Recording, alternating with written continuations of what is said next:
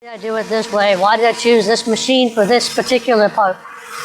So, what we have is a face. It will go.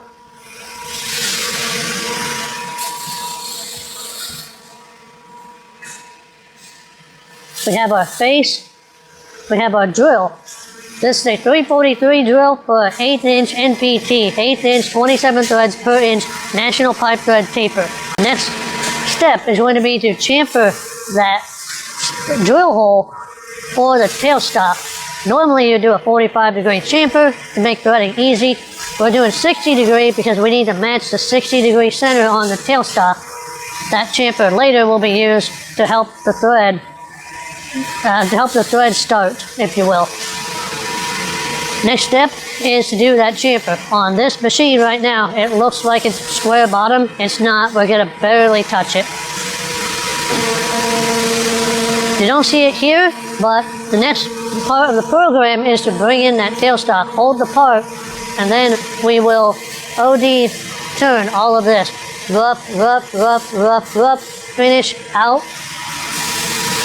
And then we pull this tailstock out of the way, tap it, program side is done. The second side of this program is going to be to drill this out, bore this side, finish the OD, and then come back and finish the ID and face the ID. Now, why are we doing it that way? Why not just finish the bore the first time? Well, I don't want to do that because the OD of the part is less critical than the ID.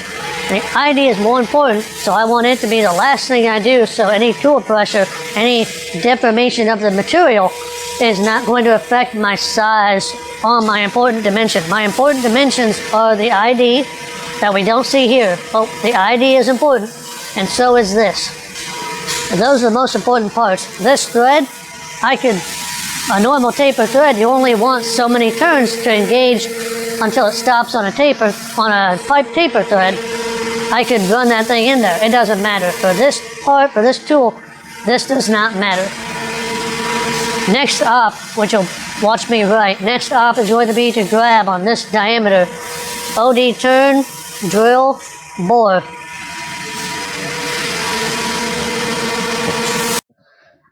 Okay, so I went ahead and downed my 32 Rockstar energy drinks, and we're going to hurry up, write this thing, or in this case, speed up footage, make it look good. What you're watching me do is simply type in the max OD, ID size, length of part, work offset, drill depth, drill sizes, feeds and speeds, the boring bars in and out, the OD tools in and out. All of that information is all you're seeing. We'll cover the important parts as we get through this. I just thought you guys might like to watch and might like to see what I do, how I type it in. And if you want, you can stop the footage, see the numbers. We're going to go over a few of them.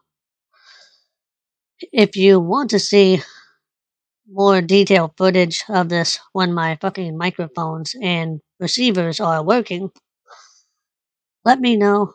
I can always go do a separate video, go through what we're typing and why we might do it this way, shit like that, and maybe get a Bigfoot in here to go through different types of programs, different setups, different ways you might type it in.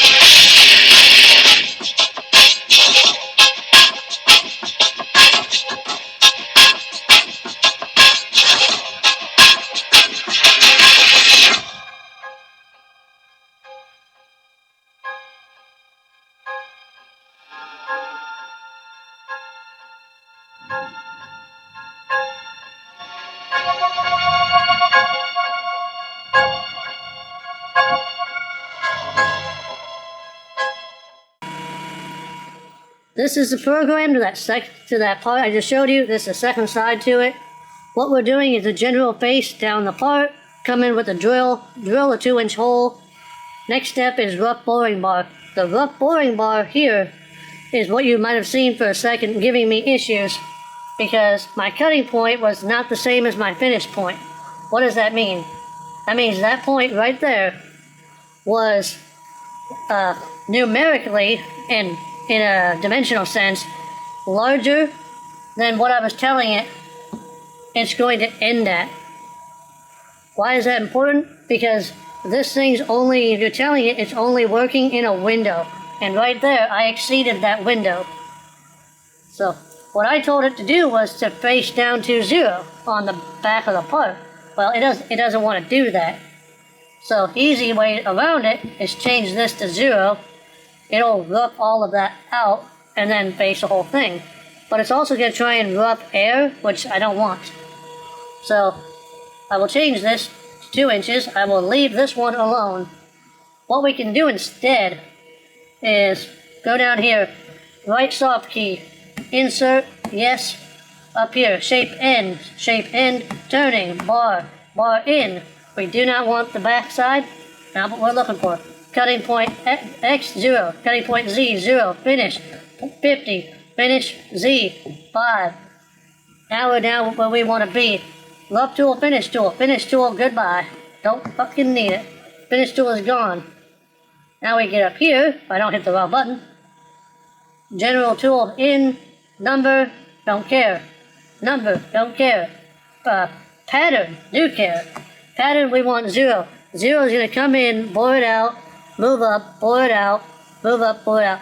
It's going to come down and do a partial face for the depth that you set it to. If you set it at 100th thou, it will try to face that 100th thou step each time so you can flush it with your finish.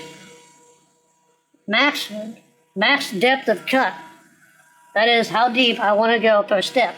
I'm going to make it the same as this, 80 thou per step. That's 160 thou on diameter, 80 thou per side. Cutting speed in surface feet per minute, 550, feed rate, 12, M8. I do want coolant. I like my tools in one piece.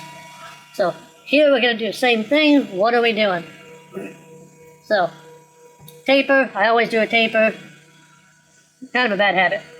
Start corner, radius, don't care. Start point X, okay, do care.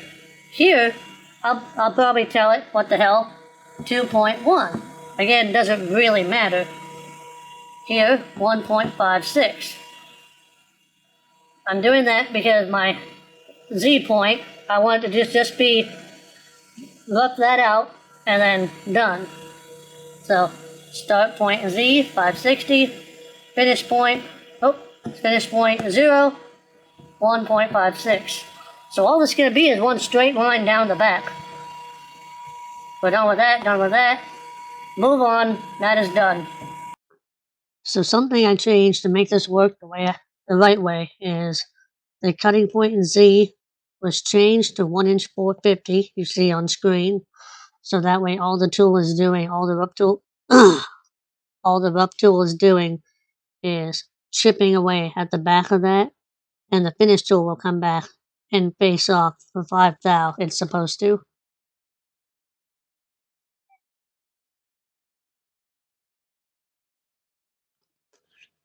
So we have our 2-inch drill, our first rough bore, our second rough bore. All the second rough bore is a stair-step action up the back base of the part for like 100 thou. It's not as big as it looks. Rough and finish OD. We will come back, we will finish the ID in a separate step, separate run, just for concentricity and cleanliness, ease of finish.